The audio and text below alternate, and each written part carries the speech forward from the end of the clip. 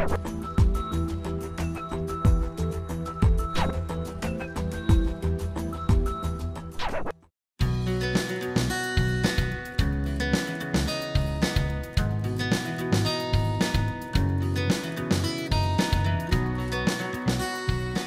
SPA est parfois perçue par notre société de manière négative.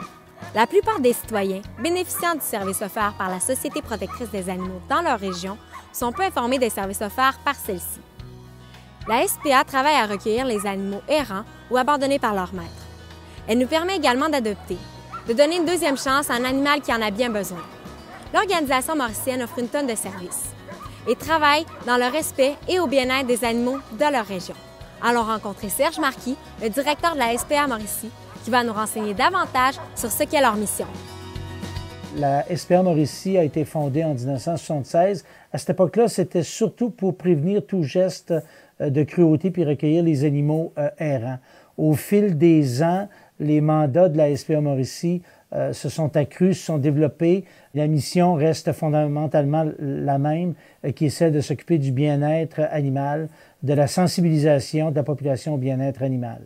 La grande difficulté qui englobe peut-être toutes les autres, c'est celle de voir que malgré les efforts de sensibilisation qu'on peut faire au quotidien, malgré le fait de voir toute la passion que les gens de plus en plus ont pour les animaux, il reste quand même plusieurs groupes sociaux, il reste plusieurs personnes qui, malheureusement, abandonnent des animaux, ne les font pas stériliser, ce qui provoque la surpopulation qu'on constate encore aujourd'hui, malheureusement, qui est peut-être moins importante qu'il y a quelques années, parce qu'il y a une certaine régression, mais qui est encore trop importante. Chaque abandon non véritablement justifié, c'est un drame définitivement pour l'animal qui est abandonné ici. C'est une problématique qui a un lien étroit, je pense, avec la situation économique particulière qu'on peut vivre ici en Mauricie, situation qui, au cours des dernières années, a été pénible avec des fermetures de grandes entreprises. On a vu, nous, en 2013, une augmentation des abandons et une diminution des adoptions.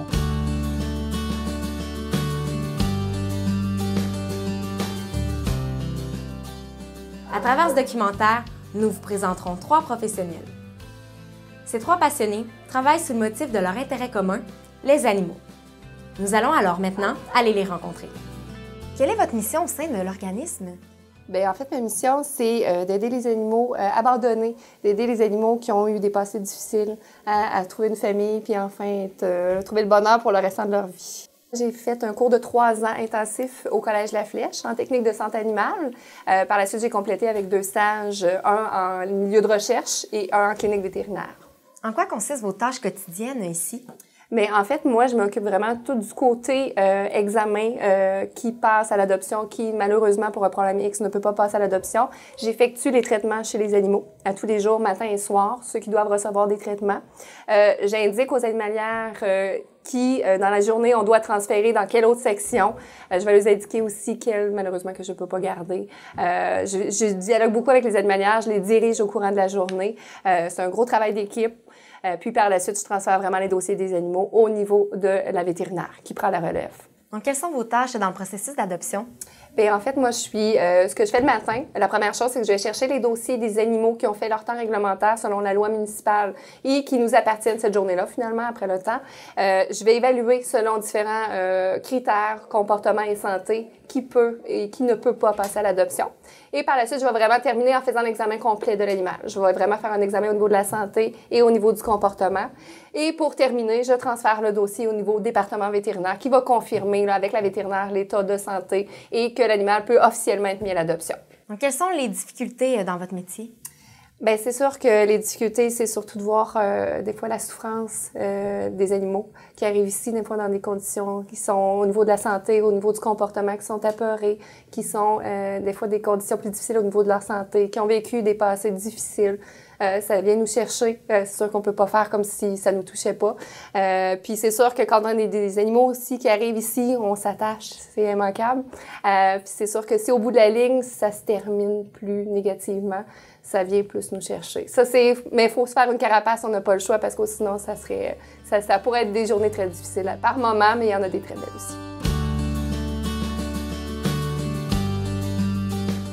La mission d'un vétérinaire dans une SPA, dans un refuge, la mission première, c'est la stérilisation de tous les animaux. Donc, on veut que les animaux qui sont adoptés, que ce soit les chiens ou les chats, les lapins, soient stérilisés. C'est sûr que le mandat, la mission va être plus que ça parce qu'on va leur donner des soins, les vacciner, les vermifuger, voir à la santé générale de tous les animaux du refuge, autant les errants que les animaux à l'adoption. La journée d'un vétérinaire en milieu de refuge débute le matin par les examens, c'est-à-dire que les chats, les chiens, les rongeurs, les lapins qui sont pour être examinés seront vus. C'est certain que je suis assistée par une technicienne en santé animale, des fois même une animalière. Les examens qui sont examinés et qui ont reçu les soins de vaccination, vermifugation, vont pouvoir par la suite être opérés. Donc, en avant-midi, pas tous les jours de la semaine, mais habituellement 2 ou 3 avant-midi semaine, je fais de la chirurgie, je fais de la stérilisation. Les après-midi, encore, on va faire des examens. Des fois, on va voir quelques animaux en urgence, ceux qui ont besoin d'être vus là, plus rapidement. Lorsqu'on a des hivers qui sont très froids, comme on a eu l'hiver qu'on vient de terminer, à ce moment-là, on a eu une hausse des problèmes d'engelure au niveau des oreilles et des queues.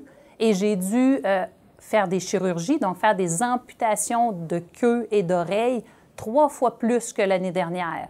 En tant que médecin vétérinaire en milieu de refuge, on a des difficultés qui sont particulières. La première étant de voir la souffrance animale, parce qu'on a des animaux qu'on recueille des fois qui sont dans des états de souffrance. Ça, c'est certain que c'est une difficulté. Et l'autre difficulté que je partage avec les techniciennes, avec les animalières, c'est qu'on a à faire des euthanasies. Donc, on a à prendre des décisions pour certains animaux, soit parce qu'ils ont des problèmes de comportement, soit parce qu'ils ont des problèmes de santé trop importants. On doit à ce moment-là procéder à l'euthanasie pour abréger leur souffrance.